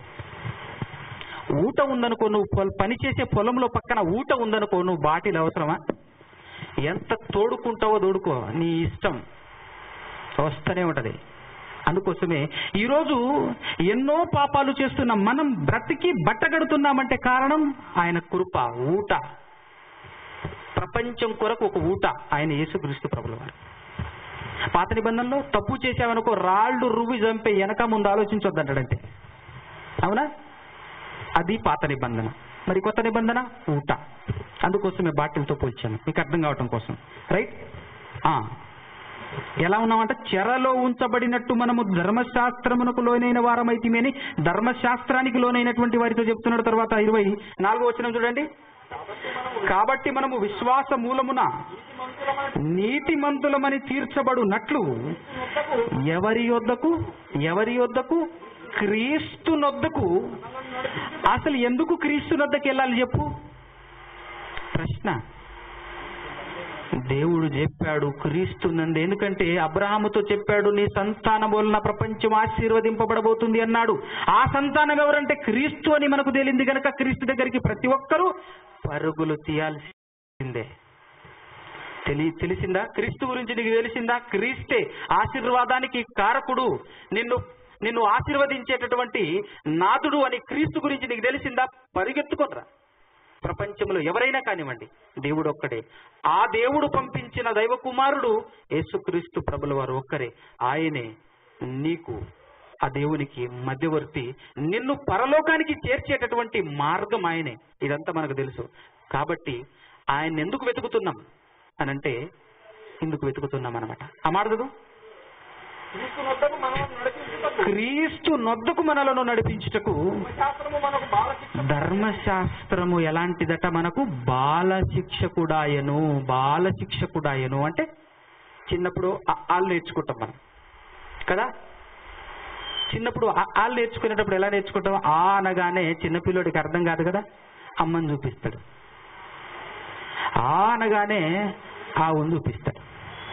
అలాగే ధర్మశాస్త్రంలో సమస్తం కనబరిచే విధంగా ఉంటదన్నమాట. ఆశీర్వాదం అంటే ఏంటి నీకు అర్థం కావటం కోసం కనిపించేటటువంటి వాటిని ఇస్తుంటాడు ఆ కాలంలో. ఎందుకు నీకు అర్థం కావాలి? ఆశీర్వాదం అంటే ఏంటంటే లాభాన్ని చేకూర్చేది, నీకు తృప్తినిచ్చేది, నీకు ఎంజాయ్మెంట్లు ఇచ్చేది, నీకు విశ్రాంతినిచ్చేది అనే సంగతి నీకు అర్థం కావాలి. అందుకోసమే పాత నిబంధనలో శరీర సంబంధమైనటువంటి ఆజ్ఞలు, శరీర సంబంధమైనటువంటి ఆశీర్వాదం ఇచ్చాడు. ఎందుకు? అసలు సిసలైన ఆశీర్వాదం నీకు అర్థం కావాలని. బాలశిక్షకుడు అని అంటే స్టార్టింగ్ లో చదువుకునేటటువంటి మాటలు కదా మనం. ఆ తర్వాత ఒక 10 సంవత్సరాల తర్వాత మళ్ళా ఆ అంటే అమ్మ అని చదువుతావా? అక్కడికి వెళ్తాం, మళ్ళీ పెద్ద పెద్ద పదాలు చదువుకుంటాం. కనిపించే అమ్మను చూసి నేర్చుకున్న నీవు పెద్దగా అయిన తర్వాత కనిపించని గాలి గురించి నేర్చుకోవాలి. కనిపించని గాలిలో ఏమేమున్నావో నేర్చుకోవాలి. చదువుతుందా? అదనమాట పెద్దగా అయిన తర్వాత. అలాగే ఇక్కడ క్రీస్తు నొద్దకు నడిపించటానికి ధర్మశాస్త్రం బాలశిక్షకుడాయను. ఇది మీకు ఇంకా బాగా అర్థం కావాలంటే ఒక చిన్న మాట. బాలశిక్షకుడు ఒక బస్ అనుకో. క్రీస్తు నొద్దకు చేర్చటానికి బాలశిక్షకుడు పనిచేసింది అని అంటే, బస్సులో ఉన్న నీవు, నీ గమ్యం హైదరాబాద్ ఎద్దుకు చేరటానికి బస్ నిన్ను తీసుకెళ్తుంది అక్కడి వరకు. బస్సే బాలశిక్షకుడు అని అనుకుంటే ఎక్కడి వరకు తీసుకెళ్తుంది నిన్ను ఈ ధర్మశాస్త్రము? హైదరాబాద్ వరకు తీసుకెళ్తుంది. అక్కడికి వెళ్ళిన తర్వాత నువ్వు దిగాలి. నేను దిగను, లోపలనే ఉంటానంటే ఆయన దోచేస్తాడు. ఎవరైనా కండక్టరు, డ్రైవరు ఆయన దోస్తాడు బయటికి.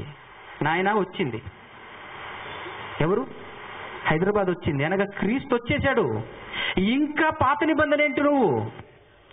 ఎందుకంటే చాలా మంది ఎలా ఉన్నారంటే, ఒక్కసారి 2వ తిమోతి పత్రికలో ఒక మాట చదువుదాం మనం. 2వ తిమోతి పత్రిక 3వ అధ్యాయం ప్రియులారా, 3వ అధ్యాయం. 2వ కొరింథీ పత్రిక, తిమోతి అన్నానా, సారీ 2వ కొరింథీ పత్రిక 3వ అధ్యాయము 14, 15, 16 వచనాలు, 3 వచనాలు చదవండి. మరియు వారి మనసులు కఠినములాయను. ఎవరి మనసులు కఠినములాయను ఆయన చెప్తాడు. గనుక నేటి వరకు పాత నిబంధన చదువునప్పుడు అది క్రీస్తునందు కొట్టివేయబడెనని వారికి తేటపరచబడక ఆ ముసుగే నిలిచి ఉన్నది. నేటి వరకు మోసే గ్రంథము వారు చదువునప్పుడల్లా ముసుకు వారి హృదయముల మీద ఉన్నది గాని వారి హృదయము ప్రభువు వైపునకు ఎప్పుడు తిరుగునో అప్పుడు ముసుగు తీసివేయబడును అంటున్నాడు. చూశారు? ఇంకా పాత నిబంధన కొట్టివేయబడలేదు. పాత నిబంధన ఆచారాల ప్రకారంగా ఆచరిస్తున్నటువంటి వారు చాలా మంది ఉన్నారు. అలాంటి వారిని బైబిల్ ఏం చెప్తుందంటే, ఇంకా అతను క్రీస్తు దగ్గరికి రాలా.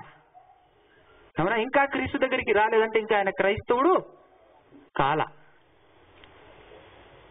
ఎందుకు కాలేదంటే, పాత నిబంధన నేటి వరకు ఇప్పటి వరకు పాత నిబంధన చదువునప్పుడల్లా అది క్రీస్తునందు కొట్టివేయబడినన్న సంగతి వారికి తేటపరచబడక ఆ ముసుకే నిలిచియున్నది అని మాట్లాడుతున్నాడు. ఇదంతా ఎందుకు చెప్పానంటే, పాత నిబంధన అనేది శరీర సంబంధమైనది, భౌతికమైనది. కొత్త నిబంధన ఆత్మ సంబంధమైనది. కొత్త నిబంధన ఆత్మ సంబంధమైనది. ఆత్మ కనబడుతుందా? కనపడదు. అందుకోసమే ఇదే 3వ అధ్యాయంలో 6వ వచనం చూడండి. ఆయనే మమ్మును క్రొత్త నిబంధనకు అనగా అక్షరమునకు కాదు గాని ఆత్మకే పరిచారకులగుటకు మాకు సామర్థ్యము కలిగించి ఉన్నాడు. అక్షరానికి కాదు అని అంటే ధర్మశాస్త్రానికి కాదు, కొత్త నిబంధనకు. తర్వాత ఏమన్నాడు?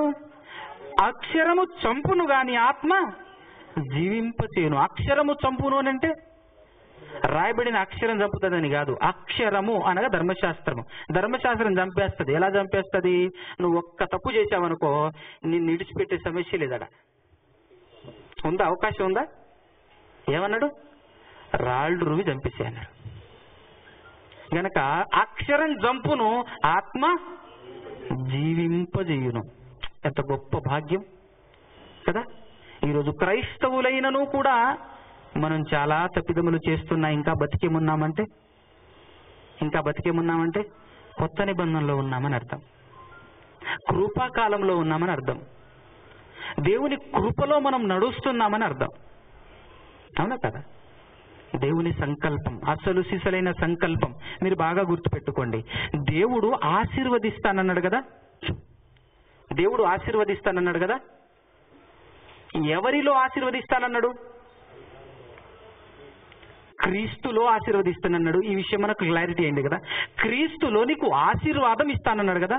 మరి ఏ ఆశీర్వాదం, ఎలాంటి ఆశీర్వాదం ఇస్తానన్నాడు? చూద్దాం ఒకసారి బైబిల్లో. ఎఫెసీ పత్రిక 1వ అధ్యాయము 3వ వచనం చదవండి. మన ప్రభువైన యేసుక్రీస్తు యొక్క తండ్రియగు దేవుడు స్తుతింపబడునుగాక. ఆ దేవుడు ఆయన తన కుమారుడైన క్రీస్తునందు పరలోక విషయములలో ఆత్మ సంబంధమైన ప్రతి ఆశీర్వాదమును మనకు అనుగ్రహించెను. అర్థమైందా? మరొక్కసారి చదివితే ఇంకా చక్కగా అర్థమవుతుంది. చూడండి ఇప్పుడు ఎలా చదవాలంటే, దీన్ని ఎలా చదివితే అర్థమవుతుందంటే మరొక్కసారి చదవండి. మొదట స్తుతి వచనం, యేసుక్రీస్తు ప్రభుల వారికి తండ్రి, ఆ తండ్రి దేవుడు ఆయన స్తుతింపబడును గాక అని చెప్పి ఆయన క్రీస్తునందు ఏమిస్తానన్నాడనంటే, క్రీస్తునందు పరలోక విషయములలో అన్నాడా, భూలోక విషయములలో అన్నాడా? ఇప్పుడు అర్థమవుతుంది చూసారా? పరలోక విషయములో అన్నాడా, భూలోక విషయంలో అన్నాడా? మీరు జాగ్రత్తగా గమనించాలి. పరలోక విషయములలో, నెక్స్ట్ ఆత్మ సంబంధమైనది అని చెప్తున్నాడా, శరీర సంబంధమైనది అని అంటున్నాడా? క్లారిటీ అవుతుందా? ఆత్మ సంబంధమైన ప్రతి ఆశీర్వాదమును మనకు అనుగ్రహించేశాడట. అర్థమవుతుందా? కానీ నేటి క్రైస్తవులు ఇంకా ఎక్కడున్నారు? శరీర సంబంధమైన ఆశీర్వాదాల కోసం క్రీస్తులో నిరీక్షిస్తున్నారు. క్రీస్తులో దేవుడు ఎలాంటి ఆశీర్వాదాలు ఇస్తానని చెప్పేసి ఎప్పుడో చెప్పాడు. చెప్పిందేమైనా అబ్రహాము కాలంలో చెప్పిన ఇది ఎప్పటి సంకల్పం? ఎప్పటి సంకల్పం? జగత్తు పునాది వేయబడక మునుపే తన మనసులో ఉన్న సంకల్పం. దేవుడు పరలోక విషయములలో ఆత్మ సంబంధమైన ఆశీర్వాదాలు ఇవ్వాలి అని అనుకున్నాడు కదా. కానీ మనిషి దేన్ని అడుగుతున్నాడు? శరీర సంబంధమైనవి ప్లస్ ఈ లోక సంబంధమైనవి, భూలోక సంబంధమైన గురించి ఆలోచిస్తున్నాడు, మాట్లాడుతున్నాడు. విచిత్రం ఏంటంటే భూలోక సంబంధమైన వాటన్నిటినీ నువ్వు పుట్టక ముందే, అనగా మనిషి అనేవాడు ఈ భూమిపైన నిలబడక ముందే ఇచ్చేశాడు ఆయన. అవునా? భూలోక సంబంధమైన నువ్వు ఏదైతే అడిగి తృప్తి పడుతున్నావో, చాలా మంది ఎలా ఆనందిస్తుంటారంటే, పిల్లరా యేసుక్రీస్తును నమ్ముకున్నానండి, నా అప్పులన్నీ పోయినాయండి.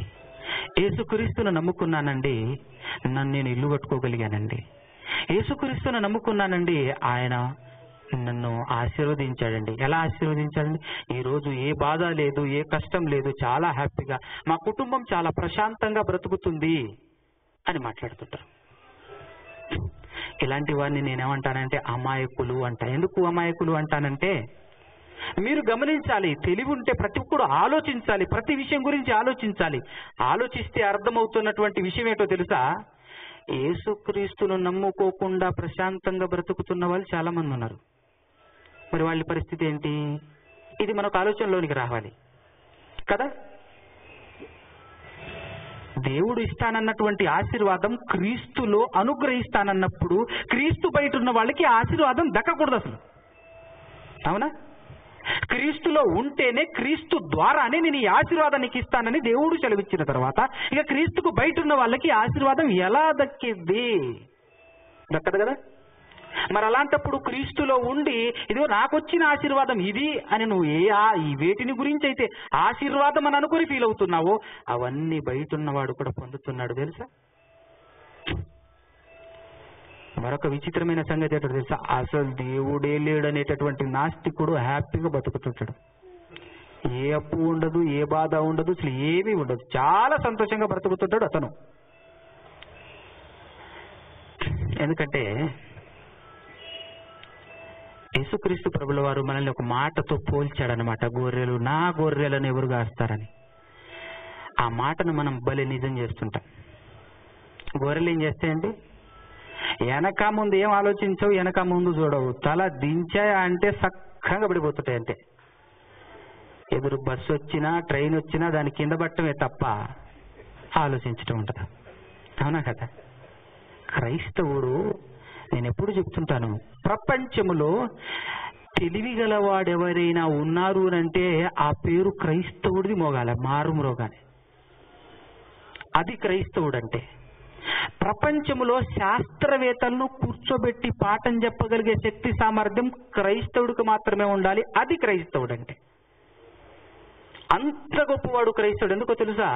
ఈరోజు చదువుతున్నటువంటి చదువులు నువ్వు ఎంత పెద్ద పెద్ద చదువులు చదివినా కూడా పిల్లరా, అదంతా బైబిల్లో నుంచి కాపీ చేయబడిందే. అయినను జస్ట్ ప్రకృతిలో 5% మాత్రమే శాస్త్రవేత్తలు తెలుసుకొని పాఠాల కింద రాసి మనకు యూనివర్సిటీలకు పంపిస్తే అక్కడి నుంచి మనం నేర్చుకుంటున్నాం. అయితే బైబిల్లో 100% ఉంది. ఆ 100% ప్రకృతి గురించి, మానవుని గురించి, జీవజలాల గురించి, జీవ జంతువు గురించి, సమస్తము ఈ ప్రకృతి విశ్వం గురించి దేవుడు ఈ ప్రకృతికి మెను పుస్తకం ఇచ్చాడు. అదే బైబిల్. అందులో మానవుడు కూడా ఉన్నాడు. మరి ఈ మెను పుస్తకమైన ఈ బైబిల్ నువ్వు చదువుతున్నటువంటి నీవు మాస్టర్ ఈ సృష్టిలో. నువ్వు ఎలా ఉండాలి? నువ్వు ఎంత తెలివి కలిగినటువంటి వారు ఉండాలి? ప్రతి మాటను 1కి 10 సార్లు ఆలోచించాలి కదా. డీప్గా ఆలోచించాల్సిన అవసరం కూడా లేదు. డైరెక్ట్ గా రాయబడిన వచనం. అవునా కదా? క్రీస్తులో ఏం దొరుకుతుంది? పరలోక విషయములలో ఆత్మ సంబంధమైనవి. మనమేం వెతుకుతున్నాం? భూలోక విషయములలో శరీర సంబంధమైన వాటి గురించి వెతుకుతున్నాం. అది వస్తే చాలా సంతోషంగా తృప్తిపడి ఆనందపడుతుంటాం మనం కదా. కానీ దేవుడు అంటున్నాడు, ఎప్పుడో ఇచ్చేసాను రాయి, ఎప్పుడో ఇచ్చేసాను. అవునా? ఇప్పుడే ఎప్పుడో తయారు చేసి సమస్తం ఇచ్చేసాను. ఇదిగో ఏ ఒక్కరైనా ప్రభువా దేవా అన్ని తయారు చేశావు, కానీ పొడుగు నుండే కాయలు ఆ ఎల్లో కలర్లో ఉండేటటువంటి అరటిపండు తయారు చేయలేదు ఎందుకు ప్రభు అని అడగటానికి ఏమైనా ఉందా మనకు? అన్ని రకాల ఫ్రూట్స్ ఆయనే తయారు చేశారు కదా, నువ్వు అడక్క ముందు. మరి అన్ని తయారు చేసి పెట్టిన తర్వాత వాటి గురించి మనం ఆలోచిస్తే ఎట్లుంటది? నిజమైన క్రైస్తవుడు ఎలా ఉండాలో ఒక మాట చెప్పాడు అక్కడ. నువ్వు నిజంగా క్రైస్తవుడివే అయితే అనే మాట మాట్లాడుతుంటాడు. ఒక్కసారి కొలసి పత్రిక 3వ అధ్యాయం, కొలసి పత్రిక ముగించుకుందాం. 3వ అధ్యాయం 1వ వచనం చదవండి పిల్లగా. మీరు క్రీస్తుతో కూడా లేపబడిన వారే అయితే. జాగ్రత్తగా వినాలి మీరు. ఈ మాటకున్న బేస్ అర్థం కావాలి. ఈ మాట ఎలా చెప్పబడిందో అర్థం కావాలి మీకు. ప్రతి మాట చదువుతున్నామన్నట్టు వెళ్ళకూడదు. ఆ మాటకు ఉన్నటువంటి ఎక్స్ప్రెషన్స్ కూడా మనకు అర్థం కావాలి. ఏమన్నాడు? మీరు క్రీస్తుతో కూడా లేపబడిన వారైతే అంటే అర్థం ఏంటి? నువ్వు నిజంగా క్రైస్తవుడివి అయితే. క్రీస్తుతో కూడా లేపబడటం అంటే బాప్తిస్మం తీసుకోవటం. ఆయన మరణ పునరుద్ధానానికి సాదృశ్యమైనటువంటి బాప్తిస్మం. ఆయనతో పాటు చనిపోవటం, నీటిలో సమాధి చేపట్టడం, మరలా తిరిగి లేవటం కదా. క్రీస్తుతో పాటు లేపబడిన వాడివే అయితే అంటే నువ్వు చనిపోయి తిరిగి లేవటం బాప్తిస్మంలో కదా. చనిపోయి తిరిగి లేవటం. మరి చనిపోయి తిరిగి లేచినటువంటి వ్యక్తి క్రైస్తవుడా కదా? క్రైస్తవుడే కదా. ఆ మాట ఎలా ఉందంటే, నువ్వు నిజంగా క్రైస్తవుడివే అయితే అని సాగదీస్తున్నాడు. చూడండి, తేకు దీర్ఘ ముందు చూసారా? నువ్వు నిజంగా నీవు క్రైస్తవుడివే అయితే. ఈ మాట ఎలా ఉందంటే ప్రియులారా, లోకములలో మరి ముఖ్యంగా పల్లెటూరులలో కొన్ని పందాలు చూస్తుంటాం కదా. ఆ పందాలలో మాట్లాడుతూ కొన్ని పోటీలు ఎదురుపడ్డప్పుడు, అరే నువ్వు నిజంగా మగాడివే అయితే ఈ బావిలో దూకురా అంటాడు. అవునా? లేకపోతే ఇదిగో దీన్ని ముట్టుకోద్దు, అది ఇది పట్టుకో, లేదా ఈ బండరాయిని ఎత్తుకో, అలా మాట్లాడుతుంటాడు. నువ్వు నిజంగా మగాడివే అయితే అని సాగదీస్తుంటాడు అనమాట. అప్పటి వరకు మనవాడికి డౌట్, అందుకోసమే బండెత్తుతాడు. అది బండెత్తుతేనే మొగాడనే. అవునా కదా? నిజానికి అక్కడ కాదు మన ఉద్రేకం, మనం ఫీల్ అవ్వాల్సింది అక్కడ కాదు. నిజంగా ఫీల్ అవ్వాలంటే ఇక్కడ ఫీల్ అవ్వాలి. ఏమన్నాడు దేవుడు తెలుసా? నువ్వు నిజంగా క్రైస్తవుడివే అయితే, నువ్వు నిజంగా క్రైస్తవుడివే అయితే ఏం చేయాలట? పైనున్న వాటినే వెతుకుడి. పైనున్న వాటినే వెతుకుడి అనగానే, అవునన్నా నిజంగా నేను పైనున్న వాటిని వెతుకుతా. ప్రతిరోజు మా సబ్జా మీదనే చూస్తా అంటావా? పైన ఉంటది కదా సబ్జా, మా మేడ పైన చూస్తే ఎప్పుడని అనుకుంటున్నావా? ఏంది పైన అంటే ఆ పైన కాదు, ఏ పైన అక్కడ చెప్తున్నాడు చూడు ఒకసారి. అక్కడ క్రీస్తు ఎక్కడున్నాడు? మిద్దె పైన ఉన్నాడా? సబ్జ పైన ఉన్నాడా? లేదు కదా. క్రీస్తు దేవుని కుడి పార్శ్వాన ఉన్నాడు. దేవుడు పరలోకములో ఉన్నాడు. అవునా? పరలోకంలో ఉన్నాడు. పైనున్న వాటినే వెతుకుడి అంటే పర సంబంధమైన వాటి గురించి వెతకాలి నువ్వు నిజంగా క్రైస్తవుడు అయితే. అంతేనా కదా? క్రీస్తులో ఏం దొరుకుతుంది? పరలోక విషయములలో అన్నాడు, అది చెప్తున్నాడు అనమాట. పరలోక విషయములలో అని అన్నట్టు ఇక్కడ నువ్వు నిజంగా క్రైస్తవుడు అయితే పైనున్న వాటినే వెతుకుడి గాని, అక్కడ క్రీస్తు దేవుని కుడిపార్శాన ఉన్నాడు. తర్వాత పైనున్న వాటి మీదనే గాని భూ సంబంధమైన వాటిపైన మనసు పెట్టుకొనకుడి. ఎవరితో చెప్తున్నాడు ఈ మాట? క్రైస్తవులతో చెప్తున్నాడు. కానీ క్రైస్తవుడు ఏం చేస్తున్నాడు? ఇంటికొచ్చి కళ్ళు మూసుకొని, ప్రభువా నాకు కాసంత మట్టి కావాలి ప్రభువా. మట్టి మనిషి కదా, మట్టినే కోరుకుంటాడు, మట్టినే అడుగుతాడు. ఏ మట్టి కావాలి నాయన అంటే 1 ఎకరం మట్టి కావాలి నాయన, 1 ఎకరం మట్టి కావాలి, 2 ఎకరాలు మట్టి కావాలి, 20 ఎకరాలు మట్టి కావాలి ప్రభువా అని మట్టిని అడుగుతుంటాడు. మట్టి పైనే ఉంటది కదా మొత్తం ఆలోచన అంతా. ఇంకా సిటీలో అయితే ఏమడుగుతాడు? ప్రభువా 1 గుంట మట్టి కావాలి ప్రభువా. ఇక్కడ గుంట లెక్కనే మాట్లాడతారా? గజాలు, సెంట్లు కదా. మా ఏరియాలో అయితే గుంట అని మాట్లాడతారు. 1 గుంట, ఎందుకంటే 1 ఎకరం అంటే 40 గుంటలు అయితే 1 ఎకరం, 40 గుంటలు అయితే 1 ఎకరం. గుంట చొప్పున మాట్లాడుకుంటూ ఫ్లాట్లు అమ్మేస్తుంటారు, ఫ్లాట్లు కొనుక్కుంటుంటారు అన్నమాట. ఈరోజు క్రైస్తవులు దేవుని గురించి కానీ దేవుని పని గురించి కానీ ఆలోచించకుండా ఈరోజు ఏదో ఒక వంక పెట్టుకొని దేవుని మాటలు, దేవుని సంకల్పాన్ని ఇక్కడ ఉన్నటువంటి నా తోటి సహోదరులకు వినిపించాలనేటువంటి మంచి సదుద్దేశంతో అన్నగారు ఇలాంటి కార్యక్రమం చేపట్టారు. నిజానికి ఈరోజు అయ్యేటటువంటి ఖర్చుతో వేరే విషయం ఏదో ఒకటి కొనుక్కోవచ్చు మంచిగా, కానీ అదేది చేయకుండా ఎందుకు చేస్తున్నాడు? ఆయనకు అర్థమైంది మ్యాటర్. కానీ చాలా మంది క్రైస్తవులు ప్రియులారా ప్రార్థన చేస్తూ అడుగుతుంటారు, 1 గుంట మట్టి కావాలి ప్రభువా అని ఫ్లాట్లు అడుగుతుంటారు అనమాట.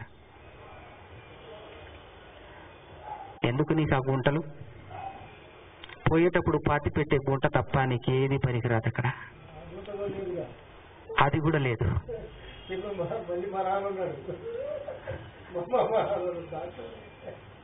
కాబట్టి ప్రియులారా జాగ్రత్తగా మీరు ఆలోచించినట్లయితే క్రైస్తవుని గురించి, అసలు క్రైస్తవుడు ఎంత గొప్పవాడు, ఎలాంటి వాడు అంటే భూ సంబంధమైన వాటి గురించి ఆలోచించే అంత చిన్నవాడు కాదు క్రైస్తవుడు. క్రైస్తవుడు లోకానికి ఒక వింత. ఎందుకు వింతో తెలుసా? నువ్వు దేని గురించి ఆలోచిస్తున్నావో అది వాళ్ళకు కనపడదు, నువ్వు దేని గురించి ఆరాటపడుతున్నావో అది ఆయనకు వినపడదు, అది ఆయనకు అర్థం కాదు. అవునా? ఆత్మ సంబంధమైన విషయాల గురించి నువ్వు పోరాట పడుతున్నప్పుడు శరీర సంబంధులకు ఆత్మ సంబంధమైన విషయాలు ఏమర్థం అవుతుంది చెప్పు? అందుకోసమే మనల్ని వెర్రి వాళ్ళు అని అంటుంటారు. ఇందాక అన్నగారు చెప్పారు కదా లాస్ట్కు వెర్రి. ఎందుకన్నారు వెర్రి అని అంటే వాళ్ళకి ఏం కనపడట్లే అక్కడ. అవునా? వాళ్ళకేం అర్థం కావట్లా. క్రైస్తవుడు ఉండాల్సినటువంటి స్టేజ్ అది. పరలోక సంబంధమైనటువంటి వాటి గురించి ఆలోచించాలి, భూ సంబంధమైన వాటి గురించి కాదు క్రైస్తవుడు ఆలోచించాల్సిందే. నువ్వు నిజంగా క్రైస్తవుడివి అయితే దేవుని సంకల్పం ఏంటి?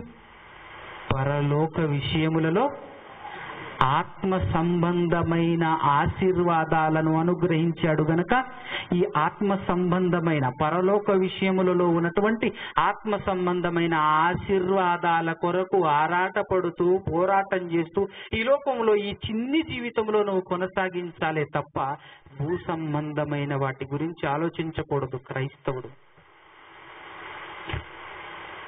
క్రైస్తవుడు అంటే దేవుని సంకల్పాన్ని ఎరిగినవాడు, దేవుని సంకల్పాన్ని నెరవేర్చబోయేవాడు, దేవుని సంకల్పానుసారముగా బ్రతికేవాడు ప్రపంచంలో. క్రైస్తవుడు అనగానే అదేదో పేరు, ఏదో మతమో, ఏదో వర్గమో, ఏదో ఇది కాదు అసలు. క్రైస్తవ్యం అనంటే దేవుని సంకల్పం. అది ఆ మాటకు వెనకాల ప్రతిబింబించేటటువంటి అర్థం అది. క్రైస్తవ్యం అనంటే దేవుని సంకల్పం. ప్రపంచాన్ని సృష్టించిన సృష్టికర్త అయిన దేవాది దేవుడు ఒక్కడే. ఆ దేవుని సంకల్పం ఏంటి అని అంటే క్రైస్తవ్యం అని చెప్పగలగాలి మనం. ఉందా ధైర్యం? అంత తెలివి మనకుందా?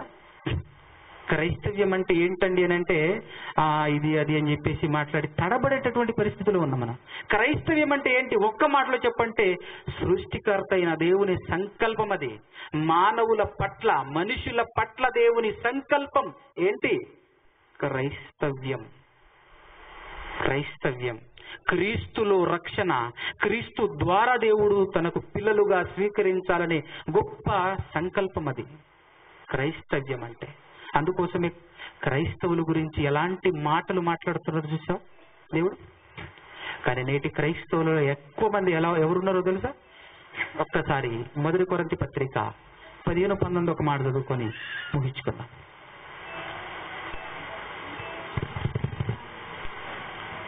చదవాలి. ఈ జీవిత కాలము మట్టుకే అంటే పుట్టినప్పటి నుంచి చచ్చేంత వరకు నీ అవసరతలు లేదంటే సమస్తము ఈ జీవిత కాలము మట్టుకే మనము క్రీస్తునందు నిరీక్షించు వారమైన ఎడల మనుషులందరికంటే నేటి క్రైస్తవ సమాజంలో ఉన్న క్రైస్తవులు అనబడేటటువంటి వారి పరిస్థితి ఇక్కడ ఉంది. ఎవరట? దౌర్భాగ్యులు. ధన్యులు గారట, దౌర్భాగ్యులట. మనుషులందరికంటే. అందుకోసమే పిల్లలు, ఇదిగో ప్రతి మనిషి ఈ లోకంలో తప్పు చేశాడు, పాపం చేశాడు. పాపం చేసిన ప్రతి ఒక్కడికి దేవుని సంకల్పం అవసరం. నీకోసం దేవుడు చేసిన ఒక ఏర్పాటు ఉంది, ఒక సంకల్పం, ఒక ప్రణాళిక ఉంది. పరిగెత్తుకొని రావాలి అని ప్రతి వ్యక్తికి చేరాలి ఈ మాటలు. కానీ ఈరోజు ఎలా చేరుతున్నాయి తెలుసా? రోగాలున్న వాళ్ళకి చేరుతుంది. ఇబ్బందులు కలిగిన వారి ఎద్దుకే మాత్రమే సువార్త వెళ్తుంది. వాళ్ళు మాత్రమే వస్తున్నారు. రోగాలున్నాయా, తలకాయ నొప్పా, మెడ నొప్పా, పిల్లలు పుట్టట్లేరా, రా అని పిలుస్తున్నాయి. చూడచ్చు ఎంత బాధాకరమైన విషయం అండి ఇది. వచ్చేవాళ్ళు కూడా పాపం బాధలు వస్తారు గనక ఆలోచించరు. వాళ్ళు గనక ఎవరైనా ఆలోచించి వారికి వచ్చినటువంటి ఆలోచనను బట్టి వాళ్ళు అడిగితే, ఆయన పిల్లలు మాకు పుట్టట్లేరు అని చెప్పేసి మేమన్నాం. యేసుక్రీస్తు దగ్గరికి రా, మీకు పిల్లలు పుడతారు అని చెప్పాం. రాని వాళ్ళు చాలా మంది ఉన్నారు, వాళ్ళకు కూడా పిల్లలు పుట్టారు. మరి ఇది సంగతి ఏంటి అని అడిగితే పరిస్థితి ఏంటి? అవునా కదా? యేసుక్రీస్తును నమ్ముకోకుండానే ఒక్కొక్కరికి 10 మంది పిల్లలు ఉన్నారయ్యా. వాళ్ళకి ఎవరు ఇచ్చారయ్యా? ఇప్పుడు ఏం చెప్తావు? వాళ్ళ దేవుడు ఇచ్చాడులే అంటావా? 2 దేవుళ్ళని చూపిస్తావా? క్రైస్తవుడికి దేవుని సంకల్పం అర్థమైందా? ఈరోజు దేవుని సంకల్పం అర్థమైతే ఈరోజు సువార్త ఎంతో అద్భుతంగా ఉండేది. ఏ ఒక్కరు కూడా ఇబ్బంది పడకుండా, ఏ ఒక్కరు కూడా నిరాకరించకుండా. ఈరోజు చాలా మంది దగ్గరికి వెళ్ళి సువార్త చెప్తే మేమంతా బాగానే ఉన్నాం, మాకేమైందని మేము క్రీస్తు దగ్గరికి రావాలి అని మాట్లాడుతున్న వాళ్ళు ఉన్నారు తెలుసా. ఒకవేళ నువ్వు పొరపాటున యేసుక్రీస్తును నమ్ముకొని మీ చుట్టుపక్కల వాళ్ళతో వాళ్ళకి కనపడ్డావు అనుకో, పొరపాట్లో వాళ్ళ కంట ముందు పడ్డావు అనుకో, నమ్ముకొని వాళ్ళు ఏమంటారు తెలుసా? ఏమైందిరా నీకు, ఇంతలో యేసుక్రీస్తు నమ్ముకున్నావు, నీకేం పుట్టింది, నీకేం రోగం అంటాడు. నన్ను కూడా అలానే అన్నారు. నేను ఫేస్ చేసేది. బయట చెప్పట్లేదు కానీ ఏదో రోగం ఉండే ఉంటుంది, అందుకోసే నమ్ముకున్నారు, లేకపోతే ఉట్టి నమ్ముకుంటారు. అలా ఉంది టాక్ బయట. నేను ఎంత దౌర్భాగ్యం, ఎంత భయంకరమైన స్థితికి జారిపోయింది క్రైస్తవం అనిపించింది. ఎంత ఉన్నతమైనటువంటి స్థితిలో ఉండాలి క్రైస్తవ్యం, ఎంత గొప్పగా ఉండాలి క్రైస్తవ్యం. కానీ ఎలా ఉంది? ఎందుకు అలా ఉంది అని అంటే దేవుని సంకల్పం తెలియదు. దేవుని సంకల్పాన్ని ఎరగని వారు సైతము ఈ మహాద్భుతమైన జ్ఞాన గ్రంథాన్ని చేత పట్టుకొని పరిశీలన చేయకుండా, దాన్ని కరెక్ట్గా చదవకుండా నేను సేవకుణ్ణి అని నిలబడిపోతున్నారు. నేను పాస్టర్ని అంటూ బయటకు వస్తున్నారు. పాపం మనమేమైనా ఆలోచిస్తామా? ఎవరైనా పోలీస్ డ్రెస్ వేసుకొని మన దగ్గరికి వచ్చారనుకో, నేను పోలీస్ అన్నాడు అనుకో, అట్టెట్ట పోలీస్? స్టార్లు లేవుగా, లేకపోతే నీ ఐడి కార్డ్ ఏది? పోలీస్ డ్రెస్ వేసుకున్నంత మాత్రాన పోలీస్ అవుతావా నువ్వు? ఇవన్నీ ప్రశ్నలు అడుగుతావు కదా మనం. ఎంత తెలివి! సడన్ గానే ఎవడో వచ్చేసి నేను సీఎం అన్నాడు అనుకో, నమ్ముతావు నువ్వు? నేను కలెక్టర్ని అని అన్నాడు అనుకో, నమ్ముతావు నువ్వు? ఎన్నో ప్రశ్నలు వేస్తావు నువ్వు. కానీ సడన్గా వచ్చేసి నేను పాస్టర్ అన్నాడు అనుకో, అసలు ఏమి ఆలోచించాం. అయ్యగారు రండి అంట, ఇంట్లోనికి రండి అంట. ప్రియులారా, నేను విమర్శించట్లేదు. క్రైస్తవ్యం, కనబడుతున్న క్రైస్తవ్యం, ప్రతి ఒక్కరూ నేను క్రైస్తవ్యంలో ఉన్నాను, నేను క్రైస్తవుణ్ణి అని చెప్పుకుంటున్నటువంటి ప్రతి ఒక్కరికి బాధ్యత ఉంది. ప్రతి ఒక్కరూ ప్రశ్నించగలగాలి, ప్రతి ఒక్కరూ అడగగలగాలి. చాలా చోట్ల అడిగితే ఎక్కడ సమాధానం చెప్పాల్సి వస్తుందో ఆ సమాధానం మన దగ్గర లేదు గనక అడగటమే తప్పు అని నేర్పించేశారట. కాబట్టి పిల్లరా, దేవుని సంకల్పం ఎరిగినటువంటి క్రైస్తవులుగా ప్రతి ఒక్కరు బ్రతకాలి. దేవుని సంకల్పాన్ని ఎరగాలి. క్రీస్తులో ఉన్న నీకు దేవుడు ఏమనుగ్రహిస్తానన్నాడో అది ఖచ్చితంగా గమనించాలి. అది ఖచ్చితంగా మనం విని చదివి అర్థం చేసుకొని ఉండాలి. క్రీస్తు నందు దేవుడు మనకు అనుగ్రహిస్తానన్నటువంటి ఆ ఆశీర్వాదం ఎలాంటిదో తెలుసా? ఒక్కసారి ఒక మాట, మొదటి యోహాను పత్రిక 2వ అధ్యాయము 15, 16, 17 చివరిగా చదువుకొని ప్రార్థన చేసుకున్నాం. ఈ లోకమునైనను లోకములో ఉన్న వాటినైనను మీరు ప్రేమించొద్దు అని చెప్తుంది ఎవరు? నేనా? దేవుడా? దేవుడే కదా. ప్రేమించొద్దు. ఒకవేళ మీరు ప్రేమిస్తే, ఎవడైనా మీరు లోకమును ప్రేమించిన ఎడల తండ్రి ప్రేమ వానిలో ఉండదు. తండ్రి ప్రేమ వానిలో ఉండదు. చూసారా? నెక్స్ట్, లోకములో ఉన్నదంతయు అనగా శరీరాశయు, నేత్రాశయు, జీవపు డంబమును తండ్రి వలన పుట్టినవి కావు, అవి లోక సంబంధమైనవే. లోకమును దాని ఆశయు, మరి లోకమును దాని ఆశయు గతించిపోవచ్చున్నది గాని లోకమును దాని ఆశయు గతించిపోతుందంటే లోకములో ఉండి దాని ఆశ చొప్పున నడిచేటటువంటి వాడు కూడా ఏమవుతాడు? నశించిపోతాడు. కానీ దేవుని సంకల్పానుసారముగా బ్రతుకుతున్నటువంటి వాడు, లేదా దేవుని చిత్తాన్ని జరిగించుతున్నటువంటి వాడు ఏమవుతాడట? అదే కదా నిత్య జీవం. నిరంతరం నిలుస్తాడట. దేవుడు నిరంతరము నిలిచే భాగ్యాన్ని నీకు ఇస్తానని దేవుడు చెబుతుంటే మనమేం అడుగుతున్నాం? మీరు అడుగు వాటికంటే, మీరు ఊహించు వాటికంటే అత్యధికముగా అనుగ్రహించు దేవుడు అని బైబిల్లో రాయబడి ఉంది కదా. ఆ మాట మనం ఏమనుకుంటున్నామంటే, అయ్యో నేను మొన్నటి దాకా నాకు 1,00,000 రూపాయలు ఉంటే చాలు అనుకున్నాను, కానీ దేవుడు అంతకంటే ఎక్కువ ఇస్తాడా అంటే నేను ఇప్పుడు కోటి అడగాలన్నమాట అని అనుకుంటున్నాడు. కానీ అది నువ్వు భూ సంబంధమైన ఆలోచనలో ఉంటే దేవుడు పరలోక సంబంధమైనటువంటి ఆలోచనలో ఉన్నాడు. నీ ఆలోచనకి నా ఆలోచనకి డిఫరెన్స్ ఎంత ఉంటుందో తెలుసా? భూలోకానికి ఆకాశానికి ఉన్నంత తేడా ఉంటుందన్న సంగతి కూడా రాయించాడు. మరి ఆ విధానాన్ని మనం అర్థం చేసుకుంటే మనకేమర్థం అవుతుంది? నువ్వు అడుగు వాటికంటే, ఊహించు వాటికంటే అత్యధికముగా అనుగ్రహించు దేవుడు అని అంటే నువ్వు అసలు నాశనమే కాని ఒక భాగ్యాన్ని, నాశనమే లేని ఆశీర్వాదాన్ని నీకు ఇవ్వబోతున్నాను అని దేవుడు చెప్తుంటే మనం ఎన్ని చెప్పినా కూడా మరలా భూమిపైనే కదా. అడుగు వాటికంటే ఎక్కువగా దేవుడు అనుగ్రహిస్తాడట. అయితే ఎక్కువగా అడిగేసేయి అని అడుగుతాట. మొన్నటి వరకు నేను ఒకటే ఇల్లు అనుకున్నాను, కానీ దేవుడు చాలా ఇస్తాడట. ఇంకో ఇల్లు కూడా అడిగితే పోలే అని అనుకునేటటువంటి వారు. క్రైస్తవులు చాలా గొప్పవారండి. క్రైస్తవులు చాలా జ్ఞానవంతులే క్రైస్తవులు. క్రీస్తు అంటేనే జ్ఞానం కదా. దేవుని జ్ఞానం అంటే క్రీస్తు గనక క్రీస్తును కలిగిన వారు జ్ఞానము కలిగినటువంటి వారు, మహాజ్ఞానులుగా పిలువబడాలి క్రైస్తవులు. క్రైస్తవుడు అలా నడిచిపోతుంటే జ్ఞానం ఉట్టిపడాలి తెలుసా. ఆ విధంగా ఉండాలి క్రైస్తవుడు.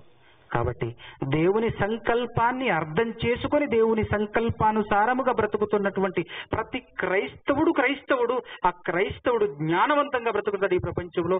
ఆ జ్ఞానం అర్థం కాక, లేదంటే దేవుని సంకల్పం అర్థం కాని వారు మాత్రం క్రైస్తవులమని చెప్పుకున్న క్రైస్తవులు కారు. క్రైస్తవులమని చెప్పుకున్న క్రైస్తవులుగా బ్రతకట్లేరు.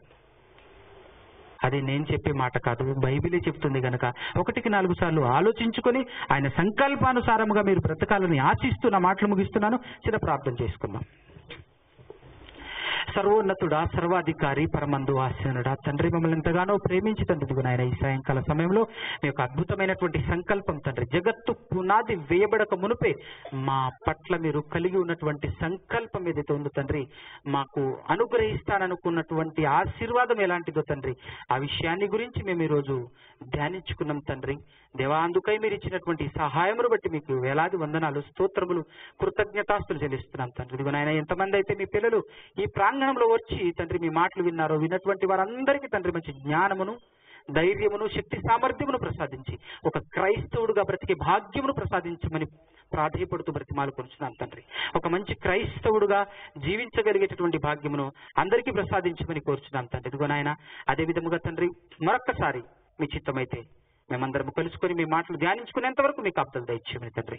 ప్రతి ఒక్కరిని తండ్రి పేరు పేరు చొప్పున దీవించి ఆశీర్వదించి వారికి కావలసినటువంటి పర సంబంధమైన ఆశీర్వాదాలను మెండుగా దయచేయమని తండ్రి, మీ పాదాల సన్నిధి నుంచి లోకరక్షకుడు, మీ ప్రియకుమారుడు, మనుషులందరికీ ప్రభు అయినటువంటి యేసుక్రీస్తు ప్రభుల వారి యొక్క అతి శ్రేష్టమైన ఉన్నతమైన నామమున ఇచ్చిన ప్రార్థన మీ పాదాల సన్నిధి నుంచి మీకు సమర్పించి వేడుకుంటున్నాం కదా తండ్రి.